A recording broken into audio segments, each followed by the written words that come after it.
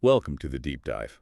We grab a topic, unpack it, and try to get you up to speed quickly. That's the plan. Okay, so today we're tackling something that trips people up sometimes. Nonprofits versus charitable organizations in Canada. Right. They sound similar, maybe get used the same way sometimes, but legally, very different things. We're drawing on info from the B.I.G charity law group here, so good expertise behind this. Definitely. So if you ever wondered, maybe you're involved with a group or just curious, this is for you. Our goal. Let's just cut to the chase. What's the real difference here? Okay, well, the absolute biggest thing, the main divider, it's tax receipts. Tax receipts, okay. Yeah. Registered charities, the ones officially approved by the Canada Revenue Agency, the CRA, they can issue official donation receipts. And that means donors get a tax credit, really. Exactly. Donors can claim that charitable tax credit. That's a huge factor, when people are deciding where and how much to donate. Right. So charities can offer that tax break. What about nonprofits then? Can they still take donations? Oh, absolutely. Nonprofits can definitely accept donations, and they do crucial work in communities, lots of them. But no tax receipt for the donor. Correct. No CRA charitable status means no power to issue those official tax receipts. Okay, that's clear. So how does an organization go from being just a nonprofit to becoming a charity then? Is there a process? There is. Actually, most organizations, they usually start out incorporated as nonprofits first. Ah, okay. Then to become a registered charity, they have to apply specifically to the CRA.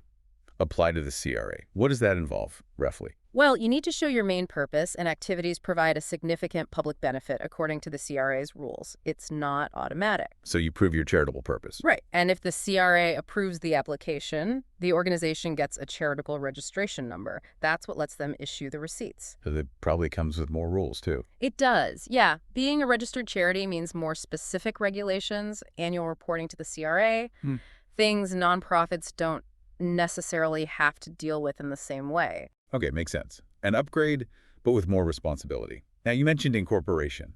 Do both types have to incorporate? No, not strictly mandatory by law. But it's really, really recommended. B.I.G Charity Law Group strongly advises it. Why is that? Well, several reasons. It gives the organization legitimacy, for one. It also makes it a separate legal entity. Protecting the people involved. Exactly. Protects members and directors. And importantly, it gives you name protection within your province. Oh, right. So someone can't just start using a similar name. How does that work? When you incorporate, you generally need to do a name search, often called a Nuans report in many places. Nuans report. Yeah, it checks if the name is already taken or too similar to another incorporated name. You also register the directors, state your purpose clearly. So incorporation. Yeah. Good idea for basically everyone, nonprofit or charity, for those protections. It's pretty much, yeah. Highly recommended. Okay.